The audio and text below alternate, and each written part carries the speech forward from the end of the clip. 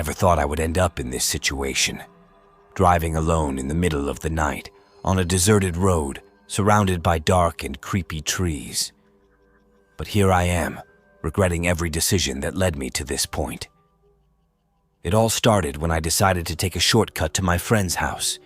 He had invited me over for a movie night, and I was running late. I thought I could save some time by taking a detour through the forest. I had heard some rumors about this place, but I didn't believe them. They said it was haunted by the spirits of the people who had died here, in accidents or murders. They said strange things happened here, like cars breaking down, lights flickering, voices whispering, and shadows moving. They said no one who entered this forest at night ever came out alive. I thought it was all nonsense, just some urban legends to scare people away. I mean, how bad could it be? It was just a road with some trees on both sides. Nothing to be afraid of, right? Wrong. As soon as I entered the forest, I felt a chill run down my spine. The air was cold and damp, and the wind was howling. The trees looked like twisted and gnarled fingers reaching out to grab me. The road was narrow and bumpy, and the headlights barely pierced the darkness. I turned on the radio, hoping to hear some music or news, but all I got was static. I checked my phone, but there was no signal. I was completely cut off from the outside world. I tried to calm myself down, telling myself that it was just a road and that I would be out of here soon. But then, things started to go wrong. I wish I hadn't. As soon as I stepped out of the car, I felt a surge of fear. The forest was silent, except for the wind. The trees seemed to close in on me, blocking out the moonlight. I felt like I was being watched by hundreds of eyes, hidden in the shadows. I quickly looked under the car and saw something that made me scream. There was a human hand, severed from the wrist, stuck in the wheel. It was bloody and rotten, with maggots crawling out of it. It was clutching a piece of cloth with a name tag on it. It read, "Hello, my name is John." I recognized the name. John was a friend of mine who had gone missing a few weeks ago. He had told me he was going to visit his girlfriend, who lived near the forest. He never made it. The police had searched for him, but they had found nothing. No trace of him or his car. And now, I had found him. Or at least, part of him. I was horrified. I dropped the hand and ran back to the car. I slammed the door and locked it. I tried to start the engine, but it wouldn't budge. I looked at the dashboard and saw that the fuel gauge was empty. I had run out of gas. I panicked. I was stuck here, in the middle of nowhere, with no way to escape. I grabbed my phone, hoping to call for help, but it was dead. The battery had drained. I cursed myself for not charging it before I left. I was alone, and I was scared. I looked around, hoping to see another car or a sign of civilization, but all I saw was darkness and trees. I felt like I was trapped in a nightmare. And then, I heard it. A voice, a faint, raspy voice, coming from outside the car. It sounded like someone was whispering in my ear. "Hello? My name is John." I froze. I recognized the voice. It was John's voice, but it was distorted and unnatural. It sounded like he was in pain or angry. "Hello, my name is John." The voice repeated louder and louder until it was deafening. I covered my ears, but I couldn't block it out. It was everywhere, coming from all directions. "Hello, my name is John." I screamed. I begged for it to stop. I asked what it wanted from me. But it didn't answer. It just kept repeating the same phrase over and over again. "Hello, my name is John." I felt something touch my shoulder. I turned around and saw a face. A horrible, twisted face covered in blood and dirt. It had no eyes, no nose, no mouth, just a gaping hole where the voice was coming from. It was John's face. He smiled at me and said, "Hello, my name is John." And then he lunged at me. I don't know what happened next. I blacked out from the shock or the pain or both. I don't know how long I was unconscious or what he did to me. All I know is that I woke up in the hospital with bandages all over my body. The doctors told me I was lucky to be alive. They said they had found me on the road, next to a wrecked car. They said someone had called 911 and reported an accident. They said they didn't know who it was or how they knew I was there. They said it was a miracle, but I know it wasn't. It was him. He let me live. He wanted me to tell his story. He wanted me to warn you. Don't go into the forest. Don't take the shortcut. Don't listen to the voice. Because if you do, you'll meet him, and he'll say, "Hello, my name is John."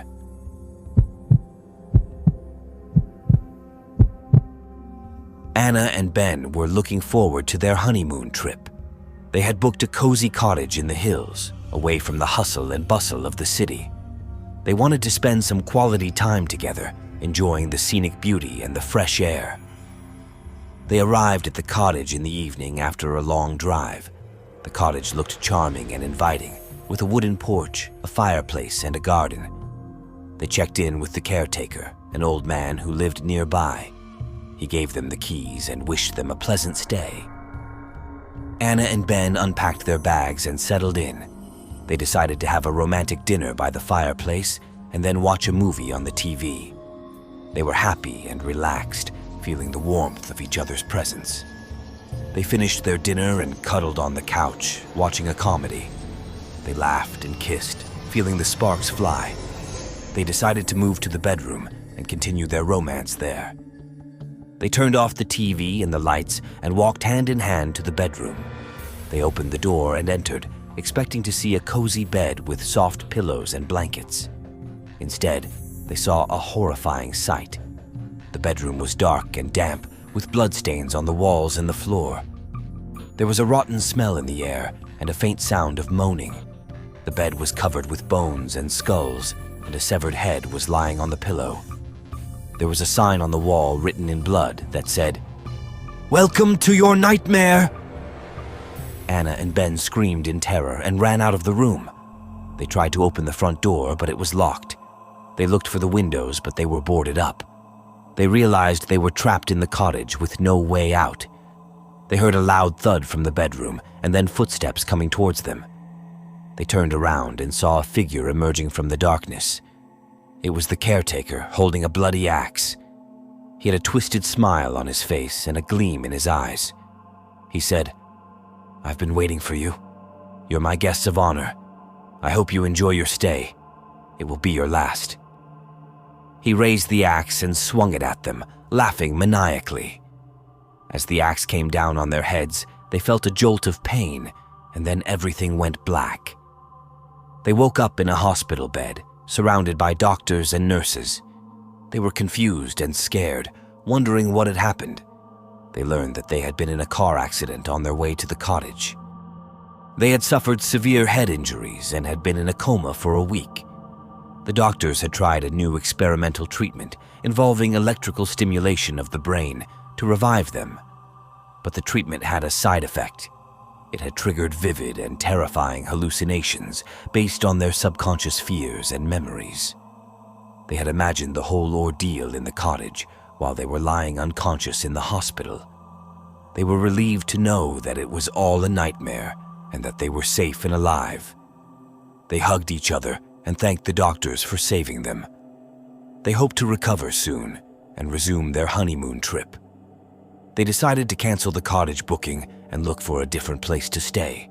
They never wanted to see that cottage or that caretaker ever again, even in their dreams. "I never believed in ghosts until I moved into the old mansion on the hill. It was a bargain," they said. "A fixer-upper," they said. "A place with history and character," they said. They never mentioned the dark secrets that lurked behind the walls, the whispers that echoed in the night, the cold spots that chilled my bones, or the shadows that moved on their own. I should have known something was wrong when I first stepped inside. The air was stale and musty, like a tomb. The floorboards creaked and groaned like they were in pain. The windows were dusty and cracked, like they were hiding something. The furniture was old and worn, like it had seen too much. The paintings were faded and grim, like they were watching me. But I was too excited to notice. I'd always dreamed of owning a big house, of restoring it to its former glory, of living in luxury and comfort. I had inherited a fortune from my uncle, who had died mysteriously in a car accident. He had left me everything, including the mansion. He had bought it a few years ago, but never lived in it. He said he was too busy with his work, but I think he was too scared. I decided to move in right away, without hiring any contractors or inspectors. I wanted to do everything myself, to make it my own. I packed my bags and drove up the hill, eager to start my new life. I wish I had never done that. The first night was the worst. I had unpacked some of my things and set up a bed in one of the bedrooms. I was tired and hungry, but I couldn't find any food in the kitchen. The fridge was empty and the pantry was locked. I decided to order some pizza and wait for it to arrive. I turned on the TV and flipped through the channels, looking for something to watch. I found a horror movie and decided to watch it, thinking it would be fun. It was about a group of teenagers who went to a haunted house and got killed by a vengeful spirit. It was cheesy and predictable, but I enjoyed it. I heard a knock on the door and got up to answer it. I opened the door and saw the pizza delivery guy, holding a box and a receipt. He smiled and handed me the box. "Here you go, sir. That'll be $15.95. I took the box and reached for my wallet. I opened it and realized I had no cash. I had forgotten to withdraw some money from the ATM. "Sorry, I don't have any cash. Do you take credit cards?" The delivery guy shook his head. "Sorry, sir. We only take cash. No cards, no checks, no nothing." I frowned and looked around. I saw a small table near the door with a vase and some flowers on it. I had an idea. "Wait here. I'll be right back." I put the box on the table and ran upstairs, looking for some change. I remembered I had some coins in my car in the glove compartment. I grabbed my keys and ran outside, hoping the delivery guy wouldn't leave. I reached my car and opened the door. I reached for the glove compartment and opened it. I saw a pile of coins and grabbed them. I counted them quickly and saw I had enough. I smiled and closed the glove compartment. I turned around and saw something that made me scream. The delivery guy was lying on the ground, his throat slit and his eyes wide open. Blood was pooling around his body, staining the grass. His mouth was open, as if he was trying to say something. His hand was clutching the receipt, which had a message written on it in red. "Welcome to your new home. You'll never leave." I dropped the coins and ran back to the house, terrified. I slammed the door behind me and locked it. I looked for the phone and dialed 911. I waited for someone to answer, but all I heard was static. I tried again, but it was the same. The line was dead. I panicked and looked for another way out. I saw the windows and ran towards them. I tried to open them, but they were stuck. I tried to break them, but they were too strong. I tried to scream, but no one heard me. I was trapped. I heard a noise behind me and turned around. I saw the pizza box on the table, but it was different. It was open, and inside it was not pizza, but a human head. It was the delivery guy's head, his eyes still wide open and his mouth still open. He looked at me and spoke. "Enjoy your meal." I screamed and backed away, horrified. I stumbled and fell to the floor. I crawled away, looking for a place to hide. I saw a door and opened it. It was a closet. I got in and closed the door behind me. I hoped it would protect me. It didn't. I heard a voice in the dark, whispering in my ear. "I've been waiting for you." I felt a hand on my shoulder, squeezing it hard. I felt a breath on my neck, cold and wet. I felt a bite on my ear, sharp and painful. I screamed and tried to fight back, but it was too late. I felt a knife in my chest, piercing my heart. I felt a blood in my mouth, warm and salty. I felt a life in my body, fading and ending. I died.